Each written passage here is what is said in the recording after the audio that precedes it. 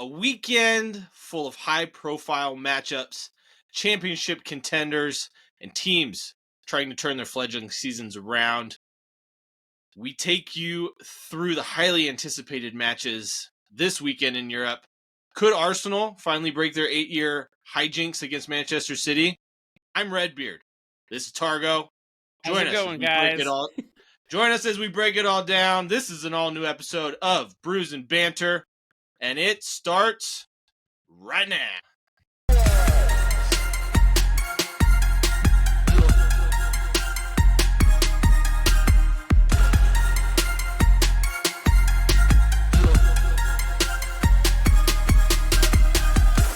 Match week 8 in the Premier League. Let's get started, man. We had Luton against Tottenham. Tottenham. Hey, you forgot something. I guess I'm forgetting something, right? What are you drinking? It's all right. Now we're even. I've done this before. You really want to drink your beer. You said that.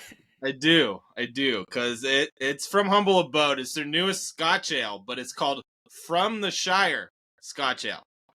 Oh, okay, Frodo. Let us know what it's about. How is the Scotch ale? Ooh, that is good. Oh, goes good with supper, dinner, breakfast, brunch. Yeah, don't forget second breakfast. Second dinner, second breakfast. Don't forget supper either. Yeah, it's really good. It's very light on the Scotch at the end. It's it's an okay 6.8%. I was about to say, what percent? Yeah, crisp at the front, Scotch at the end. Because I love Scotch. Scotch. Down into my belly. Here it goes. Well, I am not as cool as you. I am drinking a gin and tonic. Nice classic. And light. Yeah. Yep. Very refreshing. Cheers. Yeah, nothing like that to try to remember summer since it's seemingly over. I don't know. It's still warm here, so I'm still pretending it's summer. Okay. But let's move on to match week 8 in the Premier League. As I said, we're going to start with Luton versus Tottenham. Ended 1-0 for Tottenham. It did. Barely got away with it, man. Luton had some chances to equalize, but just couldn't get the breakthrough. I will say, Tottenham looked good that first. Oh, to the red card, which we'll talk about. But they created lots of chances. Yeah, and somehow they didn't score. I still don't know how that didn't happen. But I think the shooting was subpar in this one, or at least finishing. Yes, but yes, let's talk about the second yellow or red card, whatever one you want to talk about. Second yellow for red. It's hilarious. Yeah, Yves Bissouma, man, sent off in first half stoppage time, receiving a second yellow card for diving. He had already committed a foul, got a yellow, and now he gets a second yellow for diving, and it was a blatant dive. Yeah, it is completely obvious. Like, ref was having none of it. Just walk straight up to him, yellow card, red card. Oh my god. But, like, why is the biggest question. You're on a yellow card. Even if you think you might get away with it, why risk it? Why dive? I think he felt an arm, because you can see someone does put an arm kind of on his shoulder, a hand, but it's just barely grazes him. But I think he feels that, tries to go down, sell it. Ref wasn't next, you're buying gonna say the guy blew in his ear. It was pretty much knocked that. him over. That's not what it equated to. Yep. Yeah, but yeah, moment of, I guess, a lapse of judgment for Yves Bissouma. It was. So Maddison has a fantastic run, kind of at the edge of the box, crosses it in for short corner. Yep. Yeah. Cross in for Mickey Vanderven, poke it in. What a run by James Maddison, though. Oh, fantastic run. How great has Van de Ven been, though, for Spurs? I would give him a minus. He's made a couple of mistakes, but compared to their other center backs, Eric Dyer, night and day. Eric Dyer, Christian. Oh my god, brain fart. Are you thinking of Romero? Yeah, that one. Yeah.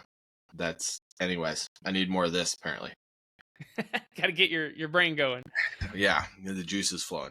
But yeah, I will Christian say Romero's terrible. his first Yeah. couple games, Van de Ven's were not the best, but I feel like he's definitely grown into that position. He's shaken off those new team jitters, and I think he's playing fantastic. Yeah, of late. And got a goal on top of it. He did. I will say Luton had probably one of the worst misses of the season. Adebayo cross far post, and somehow he bundles it the wrong side of the post. I know. I felt so bad. It pretty much sums up Luton's season so far. Yeah, it wasn't the best. I will say they're still out of the relegation zone somehow. Sitting in 17th. Less goals scored against or conceded. But I mean, with James Maddison aside and how good he's playing and Mickey van der Ven, are Spurs punching above their weight right now, sitting in first place in the Premier League? I know it is early though. It is early. I don't think they'll be there come the end of the season. But they're playing fantastic. I definitely think they're a top 4 team right now in the Premier League. As far as the way teams are playing, oh yeah. But I'll be honest with you, no one's really convinced me that they're going to be the dominant team, especially with City dropping their form as of late. I mean, even you think of City and Liverpool and Arsenal. But I will say Tottenham are playing well. I think injuries could really sideline Tottenham if Maddison were to get hurt or Son. Yeah. Mm-hmm. I think they would be in big trouble. Yeah, I agree. Especially Maddison. Yeah. Yeah. But moving on, we had Sheffield United bottom dwellers facing Fulham. This one ended 3-1 to Fulham at Craven Cottage. I wonder who could have predicted that. You thought maybe this was going to be a snooze fest, though, and 4 goals? I did. I would say it was not. I was wrong with that. I will say that. Fulham, and I mean, you were wondering where Fulham's goals were going to come from, and they scored 3. Came from somewhere. They did. So yeah, Fulham, they finally got the breakthrough in the 53rd minute through Bobby De Cordova-Reid. Fantastic counterattack, fantastic ball from Andres Pereira. What a peach of a ball. Great team goal for them to get on in the 53rd. But Sheffield United got one back from pretty terrible OG from our American brother, Anthony Robinson. Yeah. It almost looked like he didn't stop running. He didn't stop running. The ball did take a couple deflections getting to him. And it hit off of his planted leg and went straight into the net. So I feel bad for him, but you got to be quicker than that. Yeah. But Fulham would get the lead back in the whatever time. 68th minute. Yeah. Nope, not the 68th. That was Robinson's. But they got one back from Tom Kearney. He took a shot, and talk about unlucky, man. It bounces off the crossbar, and then onto Fotheringham's back and into the goal. 76 minute. 76 minute. I knew it was just a few minutes later. But talk about unlucky, man. This shot takes a deflection on the way to goal, then bounces off the crossbar, off of Fotheringham, and in. That's happened more than once this season. Not to Fotheringham, but just overall. It's like, how unlucky do these goalies keep getting? It's already hard enough to keep clean sheet. It really is. We saw it happen to Pickford here a couple weeks ago. Mm-hmm. Pretty unlucky one there. And Willian would get the third in second half stoppage time. Good to see him get on the score sheet. It is. And, I'll be honest with you, he was disappointing most of the game, but right at the end there, found some legs, started playing a little bit better, and popped up with a goal. Moving on, we had Burnley at Turf Moor playing Chelsea. Chelsea came out 4-1 winners. Chelsea scored 4 goals. 4. I will say, though, because Burnley scored the first goal in this match, that it almost looked like Chelsea, with how dominant they were begging for a lifeline. Like, can I make a phone call to a friend? Phone a friend? Phone a friend? because it took an own goal for them to get their actually get going, and once they did, man, they were lights out. But until that point, I was looking like Burnley could pull one out in this one. Yeah, Burnley went up early, and Chelsea had to fight back. Like you said, that own goal. It was kind of was it a shot or a cross from Raheem Sterling? I believe it was a cross, and they loops over the goalkeeper. But Raheem Sterling, man, had himself one heck of a game against Burnley. How good was he, man? Fantastic. I guess he should be snubbed for the England team more often. If it makes him play like that for Chelsea. Holy cow, was he on fire? I mean, he won the penalty kick for Cole Palmer to put them ahead in the 50th minute.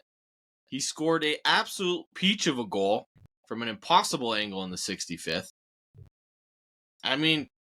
And then he had a fantastic run for the third, which he crossed, and then I can't remember who crossed it in for Nico Jackson, and Nico Jackson has some lovely footwork. Yeah. But I mean, when you're up 3-1, everybody has confidence, right? Like, everyone just wants to get on the score sheet. So yeah. Chelsea's problem is not going to be scoring, it's going to be scoring their first goal, obviously, because it took them so long to score one. But once they score their first goal in a game, they get going, huh? Yeah.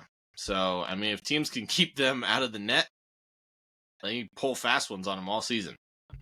So, it'd be interesting to see. I mean, they're great on defense. I mean, they don't let in a lot of goals. They only let in, I guess they've let in 7.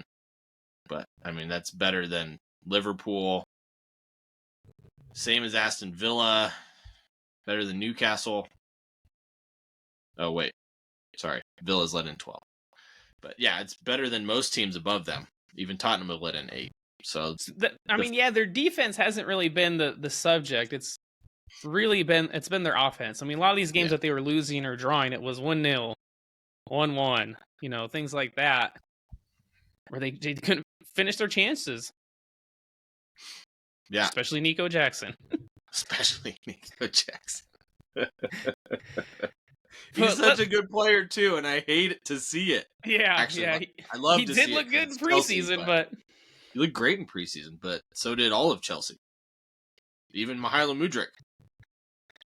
We've seen what he looks like now. So, speaking of looking like now, man, Vincent Kompany and this Burnley team.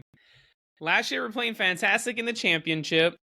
They move up to the Premier League, and they are not looking very fantastic at all. No, they look downright awful. Their only win is against Luton. So, and it was lucky, to be honest with you. So, yeah, I mean, Vincent Kompany, his problem is he has no plan B. He wants to play like Manchester City with a championship team. And it's showing. Yeah, and you're playing in the Premier League where the teams are, I don't want to say 10 times better, but they're significantly better than the Championship. But how long does this go on before Burnley think about sacking Vincent Kompany? I think with the way he's performed last season, probably past Christmas, I would say. So past Christmas, you give them. If they're still in the relegation zone, though, past Christmas, you're done? I'm more saying not that they're going to spend a bunch of money in January, but it's more of I don't know how much past January, depending on where they're at. If they continue this trajectory, there's going to be a gap in points between 18th and 17th. So, yeah, I had no idea. They'll be safe from finishing last, I'll tell you that. Because Sheffield United is way worse than they are. But they're not far off, man. No, they're not. So it could be time for Vincent to go. I mean, they need to start getting points. Yeah. I mean, what do you guys think? Let us know. Comment down below or wherever, honestly. Does Vincent Kompany make it past Christmas? Yeah. Give us an over-under. He is in the hot seat, that's for sure. That's for sure. Speaking of another club in the hot seat, Manchester United took on Brentford at Old Trafford this weekend. I see what you did there. That was good, huh? That was good. Manchester United running away 2-1. A late snatch and grab from Scott McTominay, man. You mean the Scottish Ronaldo? The Scottish Ronaldo. Is that what he is, huh? I'll tell you why in a little bit. But holy crap. They did not deserve to win this game. Not the way that first half went, no. But I will say Manchester United had an interesting lineup going into this one. So it was a back, I don't know if you want to call it a back five, I guess I would.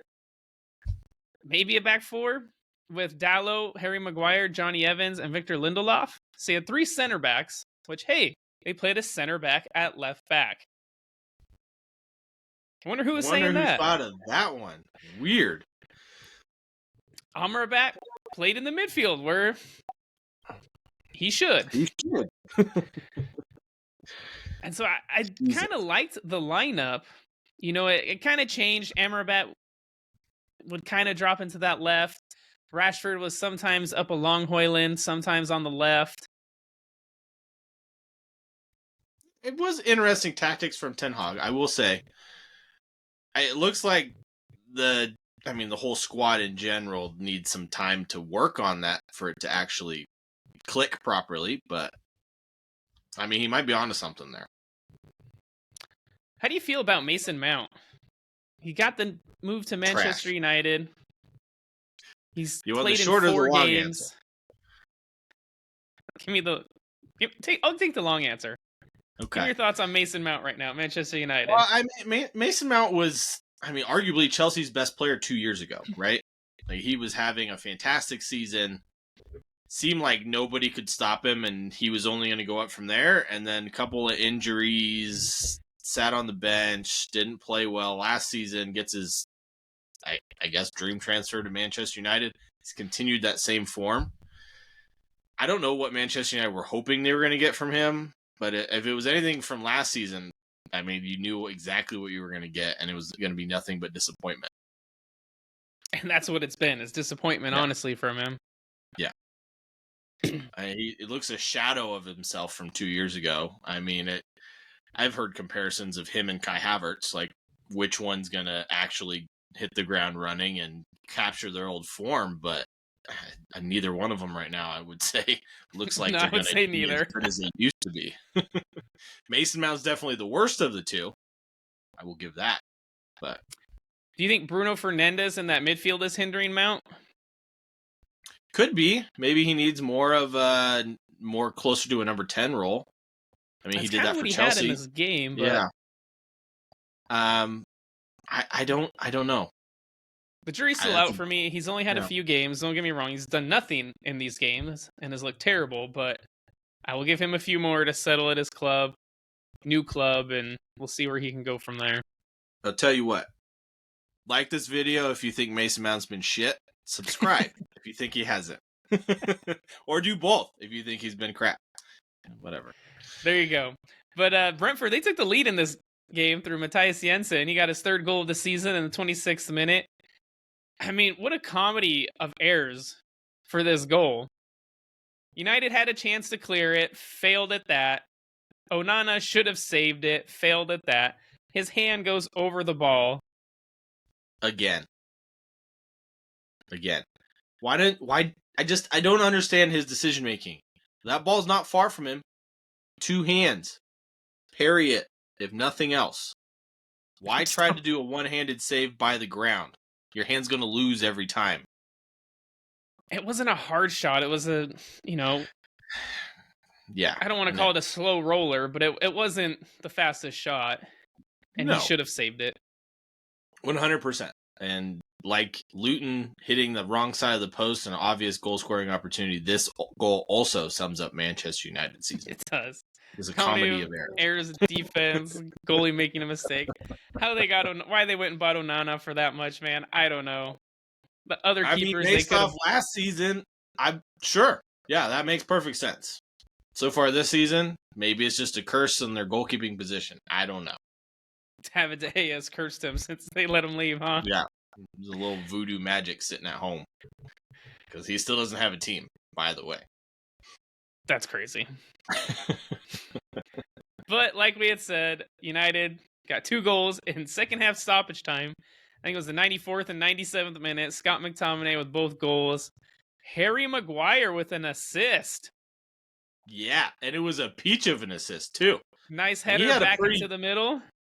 I'll give credit where credit's due. He had a pretty decent game. Not gonna lie. Maybe it's because he's paired with Johnny Evans, and well, they have a good partnership from Leicester City. Albeit that was what, like 6 I don't years know if ago. they were even at Leicester at the same 5? time. They were. I've seen pictures. You'll have to show me those pictures. I don't know if I believe you. All right, I'll make sure to text you one. Okay. But I want to talk about the first goal from McTominay. Okay. What a touch that came out of nowhere. Foot's above his head, and it's like glue. Just sticks to his foot, brings it down, puts it in the bottom corner. Holy shit. I haven't seen that since, well, Ronaldo. Since ever. From Scott. Every once in a while, he comes up with a banger goal, man. Every once in a while. Dude, he's leading scorer for European qualifiers for Scotland. Is he really? Yeah.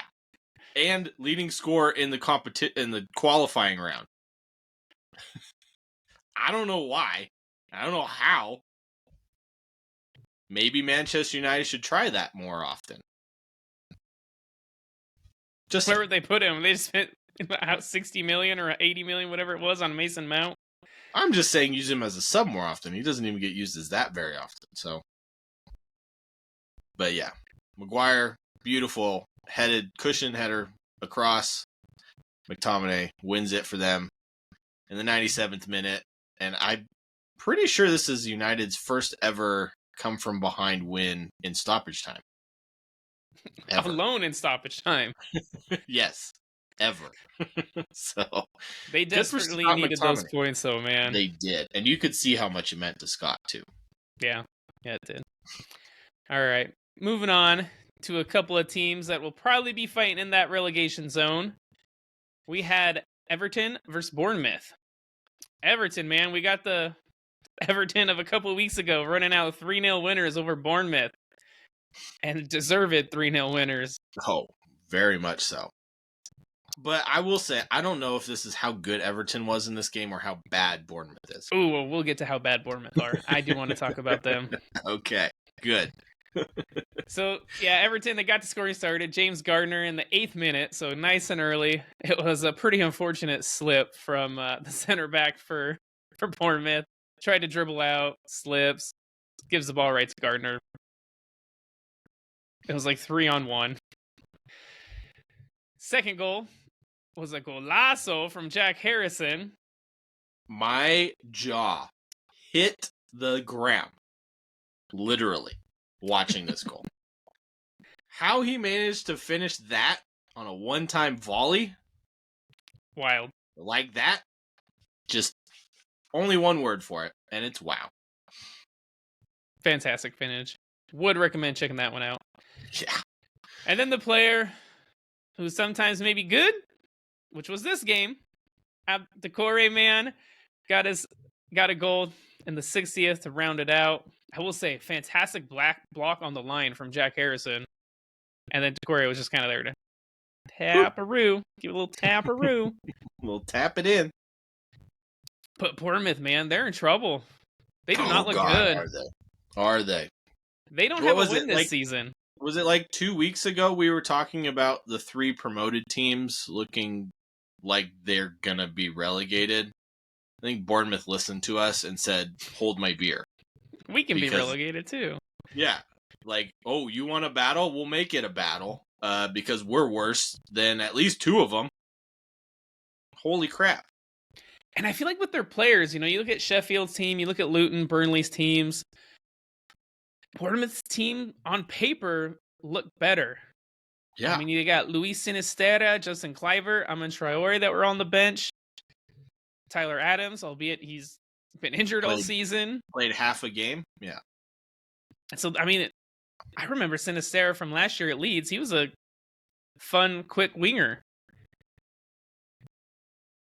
And so, what's going to happen to Anthony Iraola? I hope I pronounced that way. Andoni Iraola, Spanish coach. Came from Rayo Vallecano. I thought he did fantastic for Rayo, but He that's did. La Liga. This is the Prem, man. Yeah. It's not working out for Completely him. different animal. Yeah, and Gary O'Neill, right, was the last coach. And look at what he's doing at Nottingham Forest, if I'm not wrong. Wolves. Right? Wolves. Okay, look what he's doing at Wolves. And we'll get to them in a little bit. But I think the Bournemouth board might have made the wrong decision there. I can tell you they for sure made the wrong decision there. Gary O'Neill did fantastic with Bournemouth at the end of the season. They got fantastic results, got them comfortably safe. I would have liked to have seen what Gary O'Neill could have done with a whole preseason. And the players that they have now. Yeah, I would have too. But I mean, you just look at where Wolves are. They beat Manchester City. They almost beat Manchester United. Should have tied Manchester United. Should have tied or won that game, honestly. Had a good game this week against Villa, which we'll get into, but I mean, they're looking like they're on the up and up after, what we thought after the beginning of the season was that they were going to be in the relegation battle. We did figure Bournemouth would be down there, yeah. Oh, I was talking about Wolves. Oh, Wolves, yes. I for sure thought Wolves were going to be down there. Yeah. And they're looking much improved and much better under Gary O'Neill. So, yes, I think you are right. They did make a terrible decision and mistake. All right, let's move on to the snooze fest of the weekend. It was Crystal Palace against Nottingham Forest. This one ended 0-0. Still no Michael Elise, no Abricha Eze for this game. He was out injured. This one was kind of a back and forth. Honestly, my favorite moment from this game was Forest center back Murillo. He had a freaking amazing slaloming run, cutting through that Palace defense, man, like butter. And then his shot goes right at the goalie. Finish like a defender. Right at the goalie. Oh, man. But how much better do Forest look this year than last year? Well, I mean, you've called them my new favorite team multiple times. So, I would say very much a lot better than last season. And this is with Awoniyi out right now. He was not in this game, yeah. Yeah, and he's, in my opinion, and probably most people's opinion, their best player. So, yeah, I mean, they're looking much improved. I think they'll be comfortably safe and maybe even flirting with up near 10th place. Ooh, 10th, potentially. They're in 13th right now with 9 points. So 10th is Manchester United with 12 points currently. And I don't expect them to get much higher either. So. But Chelsea are in 11th, and who knows what they're going to do. They're a wild card. They are a wild card. So another team that's been kind of a wild card this season with either huge wins or unsuspecting losses, Newcastle played West Ham. Yeah, who themselves have been a surprise this season. Yes, they have. This one ended 2-2. West Ham kind of got off to an early start through Thomas Souček. Some lovely play by Fulham. West Ham, sorry. and then it was the Newcastle show, man. After that goal, it was all Newcastle. I mean, this game was mostly Newcastle. West Ham were very comfortable, sitting back, defending, looking to break on the counter, which they do very effectively. Second half rolled around, and Newcastle looked like a completely different team. Finally getting some shots on goal, creating chances. Isak scores 2 goals. The second goal, man, beautiful cross to Trippier, who first times it across the box. Yeah. Right to Isak. Probably the easiest goal that Alexander Isak will ever score. It was a beauty, yeah. Right in. And then, right at the end, 89th minute, the new boy, the big star they bought, Mohamed Kudus, gets his first goal for West Ham. Beautiful strike. Lovely gets a point. Play. Yeah. But I want to talk about Bruno Guimaraes in this one. Okay. I mean, there's another incident that happened this weekend. VAR couldn't take a look at it because no card was given. but he got a yellow card early for a bad tackle, and then should have been given a second yellow in this one for another bad tackle, but wasn't given it. I mean, we're going to talk about this exact same thing in the Arsenal versus Man City game. It's similar to the Kovacic. Yeah. But yeah, I mean, it's a yellow card, man. The second tackle was a bad tackle. It was, I think, James Ward-Prowse. It was through, got away on the break. Guimaraes gets there late, catches Prowse, he goes down. No yellow. It's the consistency is what's getting me, because we saw it a couple weeks ago, Liverpool and Tottenham, where Jota got 2 yellows for something similar. It's almost like the refs and VAR are now afraid to send people off because of backlash. But I mean, they got to be consistent is the thing. Yeah. I don't understand it. It should have been a red card, and this game would have been turned on its head. Because that was very early in this game. Very early, yes. So I thought it was the wrong call. Thought it should have been a second yellow. But let us know what you guys think. We'll get into that later, too. Yeah. But let us know what you think. Should Bruno Guimaraes have been sent off? I think yes. I also vote definitely yes. So a game where a player was sent off was in this one. Wolves against Aston Villa at the Molineux. This one ended 1-1. And that Korean guy, man, with another goal. Wang Hee-chan, man. He continues his hot form, man. I said he should have been starting like 6 weeks ago. Finally starts again. Second game in a row. And they play well. Yet again. Scores again. Yeah. He's got 5 goals in 8 games. He's doing pretty well. I will say, Pedro Neto had a fantastic run to set him up. He has also had a fantastic season so far. He put Pau Torres through the wash cycle to get that ball to Chan for the goal. But Pau Torres made out for it, man. Just 2 minutes later, he got on the end of a free kick cross, put it away. And then Mario Lemina, man, 2 yellows. Tackle for a yellow, and then an obvious pull of the shirt. Got him a second one. Yeah. What should have happened in the other 2 games happened in this one. Yes. Again, like you said, inconsistency. I don't get it.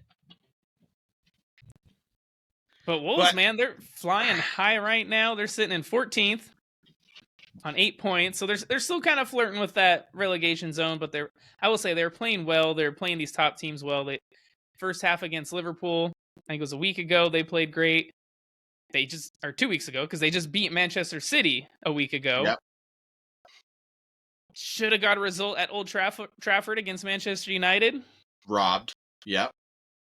And here against a high-flying Villa team who just thumped Brighton, they got a draw. Yeah. Will Gary O'Neill, man. Will they be able to sustain this form all season? I think as long as Gary O'Neill is there, and they can keep some of these players, because that's what worries me. I think Pedro Neto might be going, along with maybe a couple other players, and if that happens, I worry. Well, I mean, it's like all other teams when players leave, is can you find a suitable replacement? This summer, they were not able to find any replacements. So they couldn't afford to find any replacements. Well, that's what I'm saying. Is that going to change if they lose one of their big stars? It could. I don't know. You guys let us know. Comment a player that you think is going to leave and who would be a good replacement, or if Wolves will even be able to replace them. Because I think Pedro Neto especially will be very difficult to replace. And then we had the 2 massive games in England. And how would this fledgling title race pan out after this weekend? We had Brighton and Liverpool. This one ended 2-2.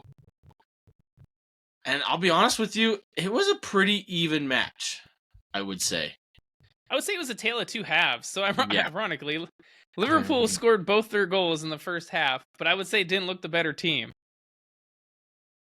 Yeah. But Brighton looked like looked the aggressor, I would say, in that game. You know, they got off early. Adingra got a goal. McAllister got caught on the ball.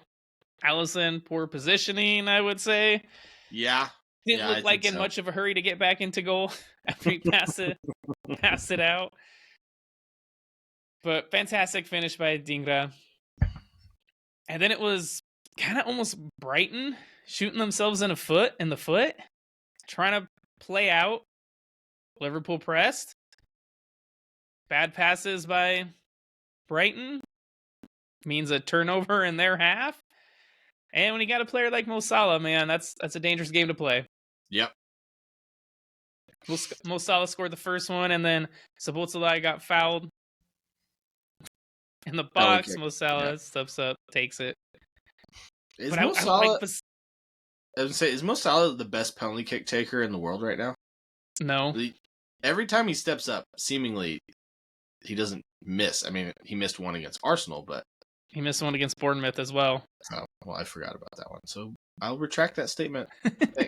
Okay, bye.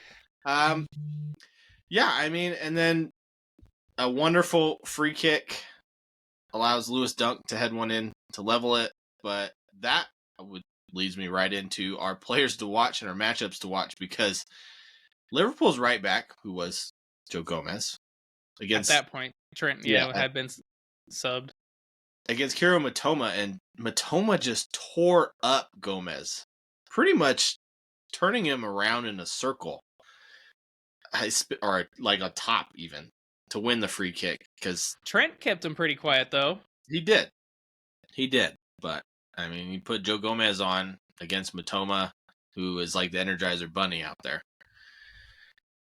Tore up Joe Gomez. Man. Always looking to dribble at you. And then, yeah, we said Estupinian against Salah, but he didn't play. And Salah's been an absolute terror all season, so got another brace. Good for him. I have a question that's probably for another episode, but I'm going to ask it now anyways. All right.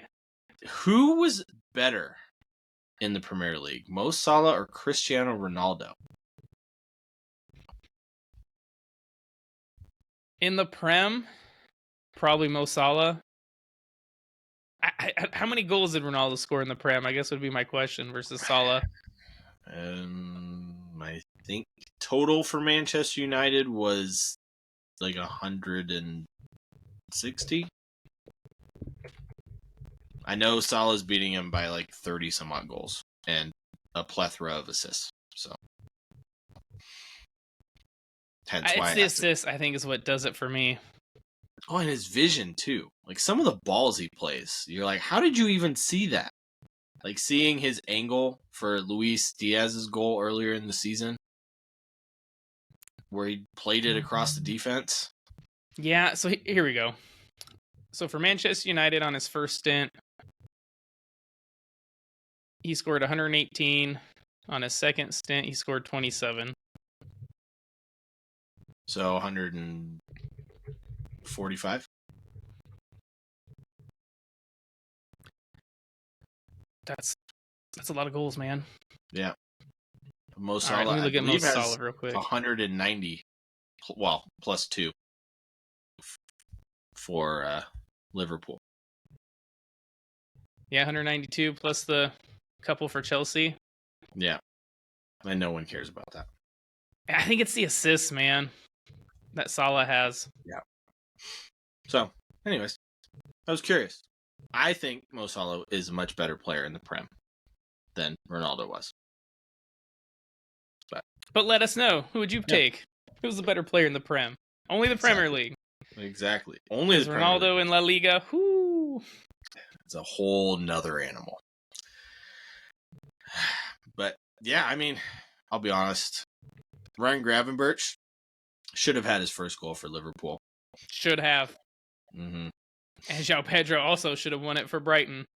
So, I think I think it was a fair result in the end. Yeah. Okay. And then on to the big match of the weekend. Last year's treble winners against the team that should have won the title, but crumbled under the pressure at the end of the season. And yes, it does pain me to say that. I wouldn't In a say game, should. I will say could have won the title, but crumbled. okay, we'll go with Change that. it, because Yeah. Anyways, in a game that wasn't what everyone was expecting due to suspensions and injuries, it was still a chess match nonetheless, as Arsenal came out 1-0 winners in this battle of the master against the apprentice, and it did not lack any drama as Arsenal get their first win against Manchester City in 8 years. and Crazy. Manchester City lost 2 games for the first time in 5 years. 5 years. Yeah. So let's go through the players who were injured or not at full fitness in this match. We had Bukayo Saka, did not play, wasn't on the bench. Kevin De Bruyne, we all know, was injured. Gabriel Martinelli, Thomas Partey, Jack Grealish, and John Stones, all not at full fitness, but all on the bench. Rodri was suspended. That's a lot of game-changing players to be out. Yeah. So And before we get into this, I will say the game at the Etihad, as long as all of these players are fit and not suspended, will look much different. It has that potential. I was curious about the lineups. So Arsenal, they played Gabriel Jesus on the right side where Saka usually plays, and they started Edin Nketiah and Leandro Trossard up top. But it was Jorginho came in to that midfield. Which, yeah, it played along Rice as two holding midfielders, allowing which I Odegaard like that because it allowed Odegaard to be a real number 10. Yes, and I loved it as well. When this Arsenal squad is at full strength, you have to start Thomas Partey and Declan Rice in that role, with Odegaard playing as a true number 10. You have to, if you're Arsenal. I'll get into that more later. Yeah, I don't know if you have to. Against a team like City, yes. A team like Liverpool, yes. A team Brighton, like yes. Bournemouth, Newcastle, no. probably. Well, okay. But I will say City also surprised me with their lineup. I was hoping to see Jeremy Doku get the start. I was too. Maybe for Kovacic or Rico Lewis. And it was interesting that Bernardo Silva started in that Rodri role, that defensive midfield role. Yeah, it was an interesting choice. I mean, he was, pinging balls over the place, kind of like Rodri did. But he lacks that physical presence that Rodri has. Yes. I will give Rico Lewis props, and probably why Pep started him was because of the game he had against Leipzig, which he had a game and a half. Probably their best player on the field. I just wanted to see Doku run at Ben White, man. Oh, I did too, and I'll get into that later too. Because Ben White got the better of him when he was on the field. But Kovacic was suspect all game. I agree. He probably should not have started. Should we just jump into it then with Kovacic? No. I want to get into the David Raya and Aaron Ramsdale debate. Because it continues, because David Raya started and he had some questionable moments. I would say in the first half, he was poor. Very poor. With his feet, yeah. Yeah. Almost got an argument from me. Julian Alvarez. A lot of the long balls he were playing, there was nobody around. They were going out of bounds. Yeah. He was absolutely poor in the first half, and I'll be honest, I was yelling at the TV. I was. I'm like, we all were, man. Why the F is Aaron Ramsdale not playing? The second half, I'll give him credit. His balls were a lot better. He helped dictate play. He slowed it down a lot. So that part was good. But, you need someone who's going to be consistent for both halves. And I know Mikel Arteta is a huge fan of him, yes. But I'm a huge fan of Aaron Ramsdale. So I don't make the decision, so I'm not going to argue. All right. Now we can get into the Kovacic situation, because this one, I'm going to start it off by saying, I know Mark Clattenburg does not give red cards for 2 yellows. He doesn't do it. I think I saw a stat where he's given 2 red cards for 2 yellows in the last 116 games. That being said, let's start with the first tackle. Because Mark Clattenburg's he's a pundit now, correct? He's an old ref. Mark Clattenburg. It was whoever the ref was. Yeah. Michael Oliver, I believe was Anyways, Mark Clattenburg said that the first tackle should have been a red card. Anyways, yes, he's a pundit on ESPN. Yeah, which leads me to the first tackle, because it was very similar, if not worse, than the one that Curtis Jones had last week, where he got sent off. I don't think it was worse. I didn't think it was a red either, though. He caught him lower than Curtis Jones. He wasn't high on the shin. For me, it was on the foot. The action of the leg and the force put into it. Curtis He Jones caught him low, though. Anyways, there is an argument to be had. Yes, it was a yellow, maybe like very close to being a red. Yeah, orange card. There was such a thing. It was like a high tier yellow card is what they were saying during the match. Yeah, I was yelling at the TV, so I didn't care. Anyways, the second tackle. 2 minutes later, however. 2 minutes later on Declan Rice, where he's coming from behind him, slides to his side, and catches his foot. Not really near the ball at all. Again, Studs caught his foot. Studs caught his foot, yet again. By the letter of the law, that is a yellow card. Should have been. Which would equal a second yellow, which would have been a red. But nothing was given, and he just waved him off like, no, I'm not giving him a card. And because of that, is lucky Arsenal won this game. Otherwise, I think that would be looked at a lot. I agree. A lot harder. Yeah, and Michael Oliver should be thanking his lucky stars. But because there was no card, VAR couldn't intervene at all. So that's why there was no red card. So, getting into the goal. Masterclass of substitutions by Arteta. That's what it is, man. It really was, man. He brings on Thomas Partey, Kai Havertz, and Takahiro Tomiyasu at the same time, but Martinelli at halftime. And Martinelli has Arsenal's only 2 shots on target in this match. But it's literally a long ball from Thomas Partey that's headed to Kai Havertz from Tomiyasu, who I still don't understand why he was that far up the field. Yeah, right. He was playing like a center forward, man. I know, he really was. And then Kai Havertz with an absolutely beautiful ball, laying it off to Martinelli to just power that ball first time. Hits Nathan Ake in the face. In the face. And I don't Straight think to the dome. I don't think he knew anything about it. Oh, he didn't, man. It hit him square in the nose. And it gets deflected, and Ederson just puts his arms up and watches it go into the net. What a masterclass by Mikel Arteta. I screamed so loud when that went in. I'll be honest, I'll tell you exactly where I was. I was supposed to go help someone move a dryer, and I was in my car, and then they said they moved it, so I was walking back into the house, and I was watching it on my phone, and I ran face first into the door, yelling and celebrating. My phone went up in the air. People on the street are looking at me. I had to turn around like, oh, I'm sorry. Don't worry about me. My girlfriend comes running up to the door and is like, are you okay? I'm like, no! Arsenal scored! No, I'm more than okay. I'm more than okay. But yeah, what a sequence of events that was. Mine wasn't in the that game awesome. And for me, yeah.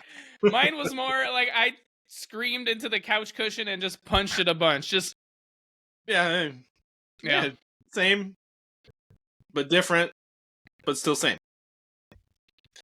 But yeah, what a goal it was, and you could see what it meant for Arsenal as their bet cleared. Everybody's in the corner celebrating with Gabby, and man, what a moment it was. And I'll be honest with you, in the match, especially in that second half, it is exactly what Arsenal deserved. They were the aggressors, the one pushing for that goal. Man City looked flat, man. They did not create much at all. Erling Haaland is counting down the days until Kevin De Bruyne comes back. I can tell you that much right now. He is starving for some service. Phil Foden, Bernardo Silva. That was the big thing in this match is Erling Haaland got literally zero service whatsoever. Oh, yeah. And then when he would have a sniff of the ball, William Saliba, just put him in his pocket, man.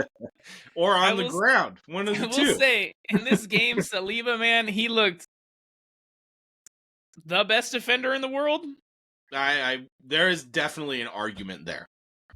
One I of the will wait. best for I sure. will wait for somebody to prove me wrong. So please do so in the comments. I welcome it. Yeah, William Saliba, man, he's quick, he's got strength, and he makes smart decisions. Not only that, is he is the most cool and collected defender I've ever seen. No panic ever from that man. I've seen him dribble out of 2-3 players in front of him and then dribble all the way upfield. Like he is a one-of-a-kind Rolls Royce of a defender, and Unai Emery, thank you so much. That's all I gotta say. Those 2 years in France, man, I know they were frustrating for you Arsenal fans and us, but it's definitely paid off. Definitely paid off. And I would argue that with him being in the squad last season, I think Arsenal could have won that title. As you said, they should have won. Yes, 100%. But let's go back to Erling Haaland, man. Uninspired, didn't even try to really get back. I understand Pep wants him to stay forward, but didn't even try to get himself involved. He looked uninspired in this one, as did the rest of the City squad. Do you think that in the league this season, they just don't care? It's tough to say because we kind of saw this last year as well at the beginning of the season. And then after that World Cup break, we saw, man, they just didn't lose a game. Yeah. But I mean, first half of the season, Erling Haaland was putting in goals like it was. He's still putting in goals. Is it Halloween. Record-breaking goals? No, but we kind of suspected he wouldn't have another record-breaking season. But again, it's still early, is the thing they got going for him. I mean, we're only 8 games in. We are, and a lot of these reactions in the grand scheme of things, it might not matter any bit that Arsenal won this game. Like in reality, I really don't care about the table much until maybe 10 or 15 games are played. Then it's like, okay, we're seeing where teams are starting to place in that table. Yeah. I mean, for City, for me, though, I mean, there was no ruthlessness from them. I mean, Nathan Ake missed it was a stretch of a chance, but it was an open chance. And it seemed to be a bit of arrogance about their play. I mean, even Erling Haaland was quoted afterwards as saying they pretty much just came to play their football when this Arsenal side has gaping weaknesses, as we've seen this season. And they didn't nullify their strengths either. So, I mean, is this a player's mentality thing, or is this a Pep thing? It could be coming off a treble thing. It could be missing your two best midfielders in Kevin De Bruyne and Rodri thing. I mean, those are huge losses that I think would affect any team. Well, then let me pose a question to you, because we've known Kevin De Bruyne has been out, but we've seen some magnificent performances from City this season. Is Rodri the most important player in the City side? It's looking like it. Because, I mean, you think about their defense, they got a crap ton of fantastic defenders. Gvardiol, Akanji, Ake, Kyle Walker. John Stones. Ruben Diaz. So, I mean, they got plenty there. Up forwards, they got Haaland, they got Alvarez. Wings, Doku, you got Foden, Grealish, Doku. Yeah. The midfield, I mean, Bernardo Silva, Calvin Phillips. Rodri. Kevin De Bruyne, Rodri. And then Kovacic. Matthias Nunez. Rico Lewis, I guess. Yeah. Well, I don't know why he didn't play either. That's a whole nother question. So, yeah. They're definitely missing Rodri. And then to the other side of the coin, we have Arsenal, who we could see how much this win meant to them. I mean, not harp anymore on William Saliba, but like, how good were the Arsenal center backs in this game? Oh, Saliba was fantastic. Gabriel did good. I thought even Zinchenko did pretty well defensively. Yeah. Tomiyasu helped on the goal, was good defensively, and Ben White took Jeremy Doku to school. Declan Rice had a fantastic role in that defense. Had one of the best tackles I've ever seen. Jorginho even had a good game. And yes, Declan Rice with that tackle. Holy crap. Jorginho, man, I don't know. I swear, every time he has to run, he looks like he struggles. Like he puts his head down and he tries so hard He's just slow. just for this little run, but like he has to do Yeah. it like every time he sprints. I just thought it was hilarious. But just to back up your William Saliba comment, I mean, he won 100% of his ground duels, 97% pass accuracy, even with City pressing him. 100% of his aerial duels won. And then the best stat of them all to back up, I wait for anyone to tell me a better defender, is he has yet to be dribbled past all season. All season. And most of last season. What? You must have known I was going to say he's one of the best defenders. You were ready for that comment, weren't you? Yeah, two minds think alike. But yeah, this Arsenal squad, man, could this win propel them to the next level? I mean, Declan Rice propelled them to a new level, but I feel like this was the monkey that needed to be taken off their backs. It's tough to say if one win can really boost them to the next level. I think it would take a series of performances. You know, a couple more convincing wins, a nice win in the Champions League. Though I think those kind of things, yes, can then give you some momentum. I mean, it's a win is better than if they lost this game. Yeah. Like, oh no, not again. But we've seen teams, man, get a big win and then come back to reality real quick. Like that Liverpool thumping of Manchester United. They came down to ground real quick in the next game. Yeah. Where I believe they drew. I think they drew. So. Well, I mean, even Newcastle this week, right? They thumped PSG, drew West Ham. And so that's kind of this thing is, you know, emotions run high, adrenaline's high, and then it's tough to get that back. But they have an international break coming up, so we'll see. Yeah. Well, Targo, I will give you credit. You did beat me this week. You did. I did. Whether it's by 1 or 1.5, because I said for the Arsenal game, if Saka starts, Arsenal would win. If not, draw. So I gave myself a half a point. So you win by 1.5. We're all tied for the season with 3 wins apiece and 2 draws. So, all right, my comeback is complete then, just about. Just about. But yeah, man, that brings us to the end of this episode. Arsenal get a big win against Manchester City. United, late comeback in stoppage time to beat Brentford. Make sure you guys like, subscribe to the YouTube channel. Hit that notification bell. Make sure to check out our latest video below. As always, follow us on TikTok, Instagram, join our Facebook group. But on that note, man, thank you guys for listening. As always, cheers.